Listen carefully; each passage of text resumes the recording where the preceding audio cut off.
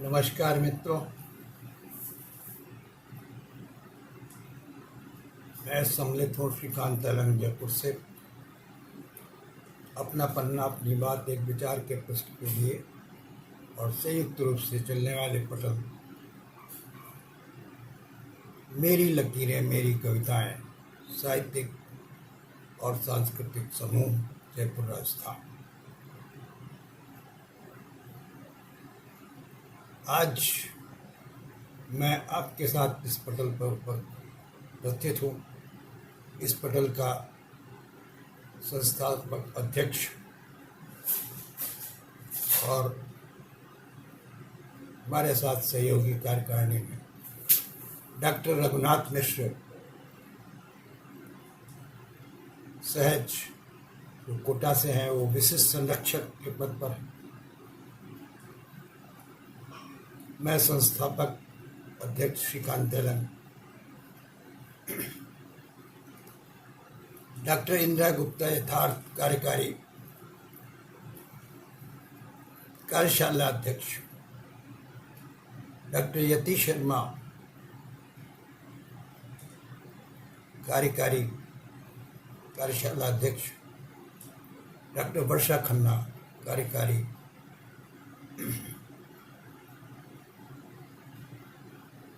अध्यक्ष कार्यशाला, और श्री सुधीर श्रीवास्तव जी सांस्कृतिक सचिव हैं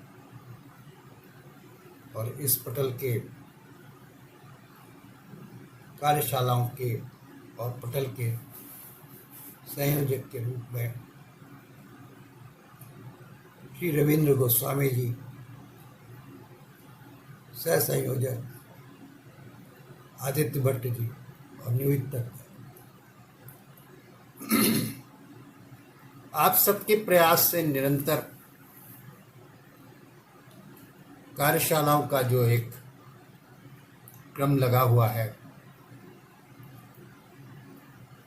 वो विगत 2 सितंबर 2025 से प्रारंभ होकर के और 20 सितंबर 2025 को समाप्त हुआ। एक पखवाड़ा। इस आयोजन को पंडित रामकृष्ण तेलंग स्मृति सम्मान निधि 2021 के अंतर्गत सजग नागरिक सम्मान कार्यक्रम 2025 के रूप में आयोजित किया गया। इन कार्यशालाओं का प्रयोग जीवन में आपको निरंतर आपकी प्रगति की ओर ले जाने के लिए आयोजन का उद्देश्य। और मैं देख रहा हूँ नरेंद्र लावनिया जी भी उपस्थित हैं, उनको भी हमारा प्रणाम नमस्कार। मेरी एकल काव्य पुस्तक एक प्रकाशित हुई जिसका नाम है मेरी लकीरें मेरी कविताएं। उसमें 70 से ज़्यादा काव्य रचनाएं हैं और कुछ विशिष्ट रचनाएं इस प्रकार की हैं जो समाज में जागरूकता के उद्देश्य से ही लिखी गई और समाज में जागरूकता के उद्देश्य से लिखी गई उन रचनाओं के प्रसार के साथ ही जीवन में परिवर्तन लाने की ऐसी कार्यशालाओं की योजना हमारे समूह ने की, जिस समूह का नाम है मेरी लकीरें मेरी कविताएं, साहित्यिक सांस्कृतिक समूह जयपुर राजस्थान। इसका प्रयोजन यह है कि हमें अपने जीवन में परिवर्तन लाना है, अपने में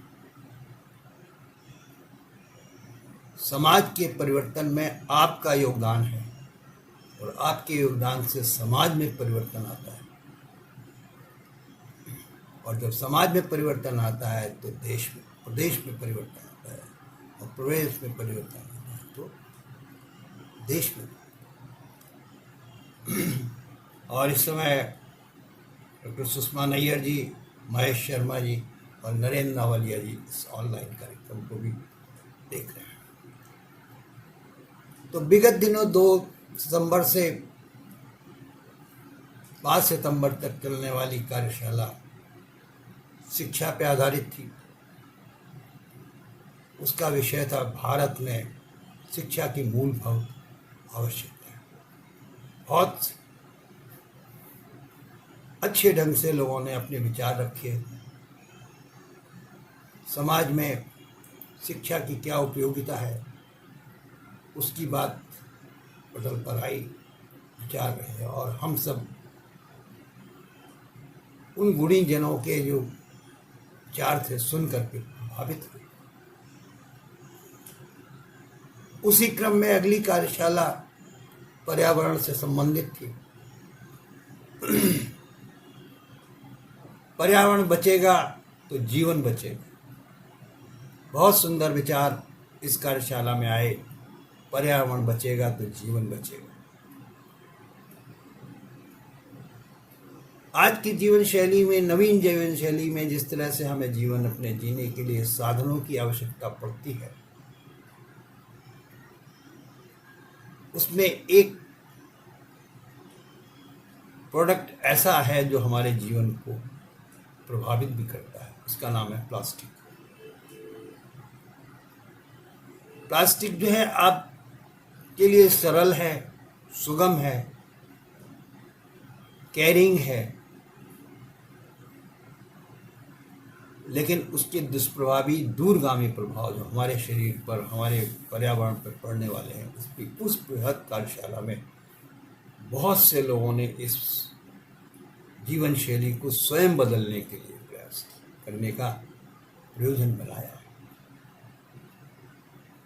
जहाँ तक कम से कम प्रयोग हो प्लास्टिक का प्रयोग करें, कपड़े के थैलों का प्रयोग करें।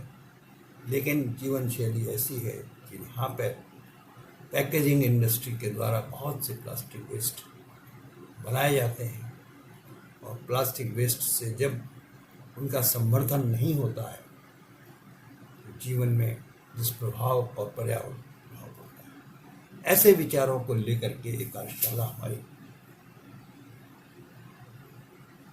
8 सितंबर से 11 सितंबर तक चली। इसमें बहुत 18 से ज़्यादा लोगों ने भाग लिया। पहले भी 15 से ज़्यादा लोगों ने भाग लिया।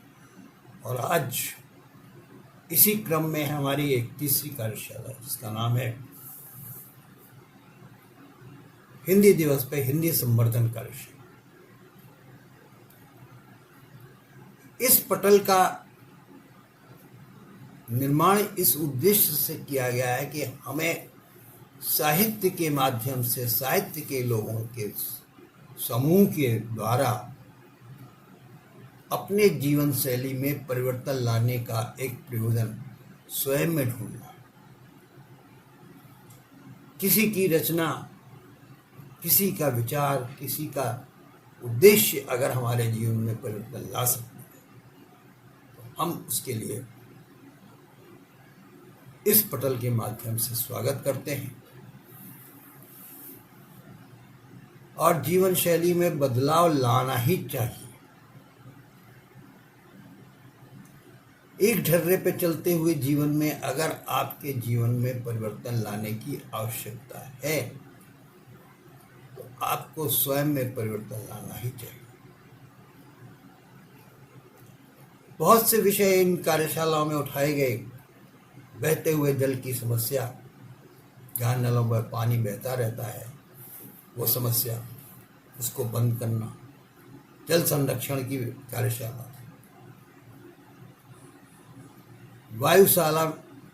वायु का दूषण समाप्त करने के लिए पेड़ों की व्यवस्था करना,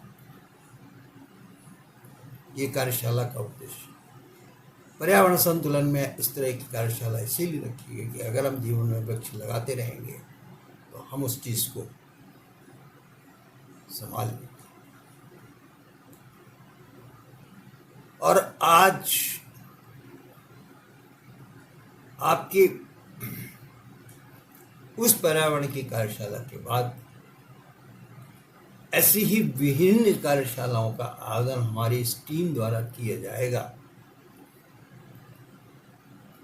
इस बात की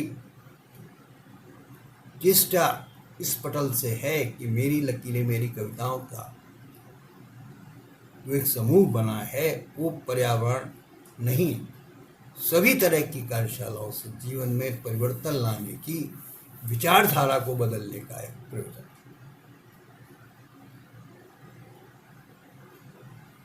आज आपको प्रसन्नता होगी कि आज मेरी इस पुस्तक का नाम, जिसका नाम है मेरी लकीरें मेरी कविताएं हैं,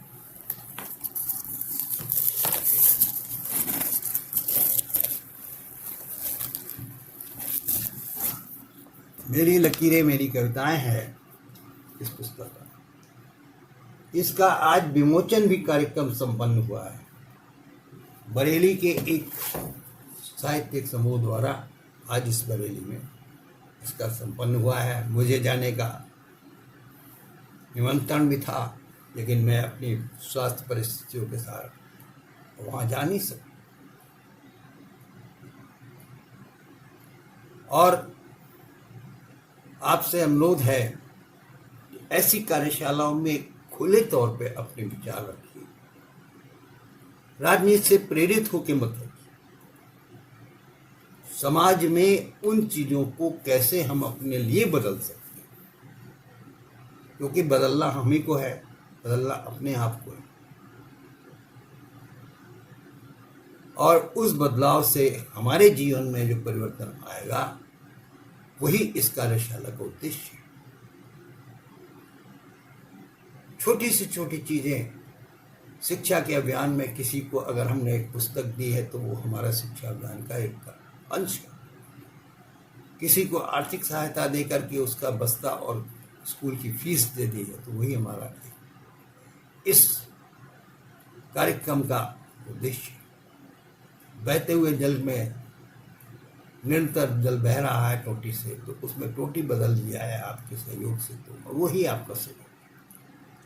सड़क सुरक्षा अभियान में सड़क की दुर्घटनाओं को रोकने के लिए उसका प्रसार हेलमेट लगाना, जीवन को सुरक्षित करना, सीट बेल्ट लगाना और चालान से नहीं डरना, क्योंकि हमें चालान जब करना ही नहीं तो चालान से क्या करना।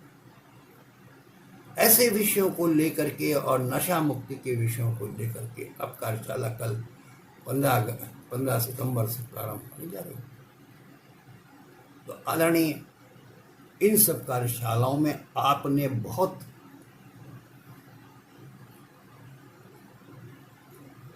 को सुधार करने लाने के प्रयोजन से, और मैं अपने स्वास्थ्य के प्रति सचेत हूँ और उतना ही काम कर पा रहा हूँ जितना कि मुझे आवश्यक है।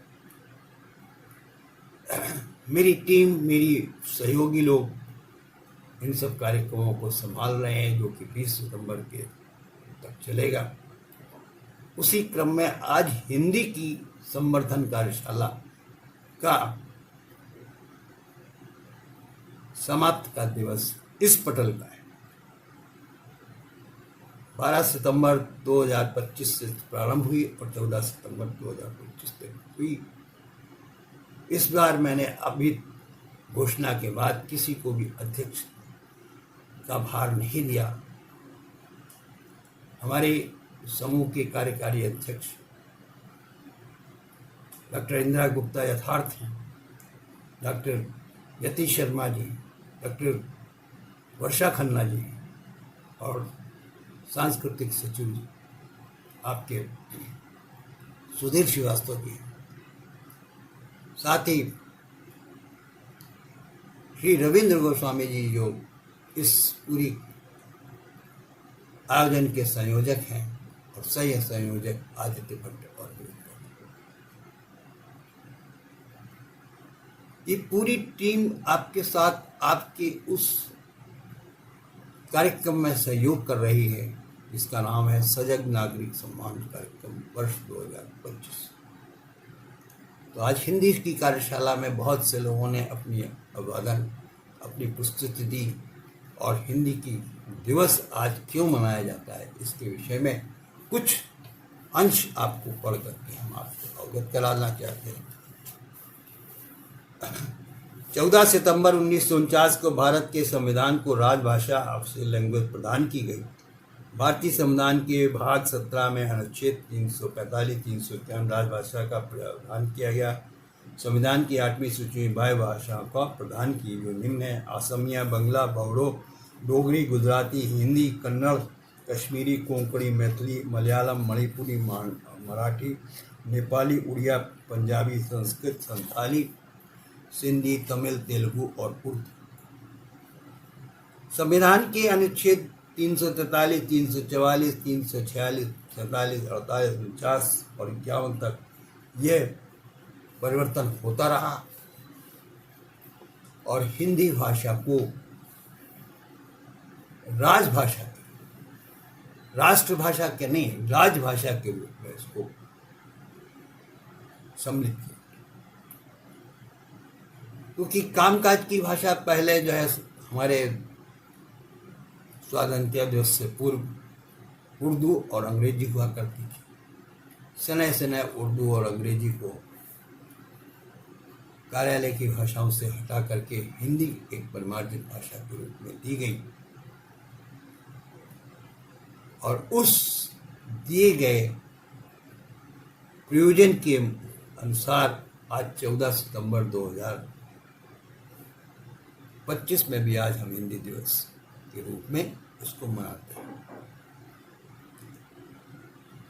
इसका तात्पर्य है कि हमें हिंदी की बोलचाल भाषा और लिखने की भाषा में निरंतर प्रयास करना है, आगे बढ़ना है और लेखन और शैली में साहित्य तो लिखा जा रहा है, लेकिन जो है रोजमर्रा के ऑफिशियल लैंग्वेज के लिए तो इस प्रयोजन से इस कार्यशाला का नाम हिंदी संवर्धन कार्यशाला, और आप सबने जो सहयोग दिया, आप सबने जो अपना प्रयोजन द्वारा इसमें अपने प्रस्तुतियाँ दी, उसके लिए हम आप सबका धन्यवाद करते हैं। आपकी सहभागिता के लिए पूर्ण रूप से धन्यवाद करते हैं और जिन्होंने हमें आज प्रस्तुति आई उनके नाम नीचे से क्रम से, क्योंकि अंतिम में जिन लोगों के नाम आए थे उनके नाम से प्रारंभ करके शुरुआत के नाम तक हम पहुंचते हैं। आप देखिए, और यदि किसी का नाम छूट जाता है तो इसी पटल पर स्वयं में लिख करके अपना नाम हमें सूचित कर देगा, जिसका हम धन्यवाद पुनः उसको कर देंगे लिख कर। पूर्णिमा पांडे, पूर्णिमा प्रयागराज, डॉक्टर सुदेश चक, आदरणीय सुखराम शर्मा, सागर सलोन जी, श्री रविंद्र गोस्वामी, चंद्र प्रकाश जी, श्री राम कुमार झा निकुंज, श्रीमती डॉक्टर विद्युत प्रभा चतुर्वेदी, श्री विद्याभूषण त्रिवेदी, अलका गोस्वामी, अरुणा गोस्वामी, यशस्वी गोस्वामी, अमर गोस्वामी, डॉक्टर रघुनाथ मिश्र साज, श्रीकांत तेलंग, प्रभात सनातन गोंडवी, सुषमा नैयर, वर्षा खन्ना, श्री प्रकाश खंडेलवाल, सुधीर श्रीवास्तव, जयंती प्रसाद नौटियाल, यति शर्मा, इंदिरा गुप्ता यथार्थ जी, भान प्रकाश खंडेलवाल, गिरीश तेलंग, इन सबके नाम जो इस कार्यशाला में 35-25 लोग आज सम्मिलित हुए, 24 लोग सम्मिलित हुए, जिन्होंने अपनी प्रस्तुतियाँ दी, संदेश दिए, हिंदी में अपने विचार रखे, अपने चित्रों से इस पटल को प्रभावित किया। तो हिंदी की इस संवर्धन की कार्यशाला में विभिन्न विभिन्न प्रयोग आपके द्वारा जो लिखे गए, और इसका एक अनुसरण कार्यक्रम साथ में था कि यदि आप किसी प्रसिद्ध साहित्यकार की तो पंक्तियां भी प्रस्तुत करते हैं, तो इस प्रयोजन से कि उन साहित्यकारों ने जिन्होंने हिंदी को इस स्वरूप तक ला सकने में एक अपनी मेहनत जो लगाई, उसको हम स्मरण करें। जैसे भारतेंदु हरिश्चंद्र जी, सुमित्रानंद पंत, मैथिली शरण गुप्त, रामधारी सिंह दिनकर, हरिवंश राय बच्चन, रामचंद्र शुक्ल, महादेव वर्मा, सुभद्रा कुमारी चौहान, और ऐसे ही विशेष तौर पर वो लोग, सोहनलाल द्विवेदी, और सोहनलाल द्विवेदी की तो आज तक वो रचना है। वंदना के इन स्वरों में एक स्वर मेरा मिला हो, ऐसी सुंदर रचना उनकी आज तक मुझे याद रहती है। इन्हीं शब्दों के साथ इस कार्यशाला के महत्व को अपने जीवन में उतारने के उद्देश्य से हमने इस कार्यशाला का निर्माण किया कि आप हिंदी को पहचानें, हिंदी की भाषा को पहचानें, हिंदी के शब्दों का प्रचलन अपने जीवन में उतारें। क्योंकि आधी हिंदी, आधी अंग्रेजी, आधी उर्दू, आधी अंग्रेजी, हिंदी इस तरह से चलती है, लेकिन हिंदी चलती है तो आज देश के कई 22 प्रांतों में हमारी हिंदी पहुंच रही है। आप सबने जो सहयोग हमें दिया है इस पटल के माध्यम से, वो आपके जीवन में एक उपयोगिता बनकर के आए, एक दीप जले, और आपके जीवन में जो परिवर्तन इन कार्यशालाओं से आने वाला है, आया है, वो हमारे लिए श्रेष्ठ है। कार्यशालाएं चलाना कोई आवश्यकता इतनी नहीं होती है, लेकिन ये विशिष्ट कार्यशाला हमने इस उद्देश्य से चलाई है कि आपने अपने जीवन में ऐसी रचनाओं को अगर अंकित किया है, संकलन किया है, तो इस पटल पर आपका स्वागत है।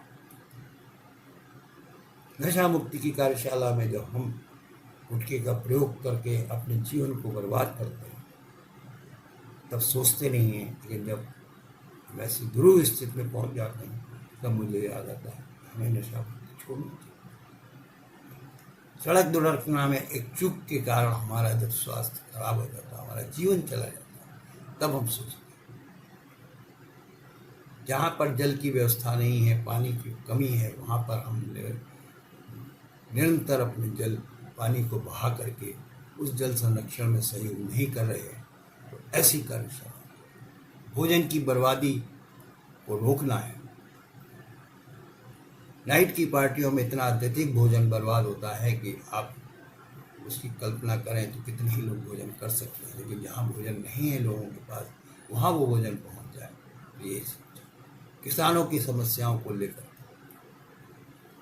और जल संरक्षण और ऐसे विषयों को लेकर के जब हमने ऐसी कार्यशालाओं का प्रारंभ किया, आप सबका जो सहयोग, शुभकामनाएं, आशीर्वाद मिल रहा है इस पटल को, उसके लिए पूरी पूरी प्रशंसा करते हैं।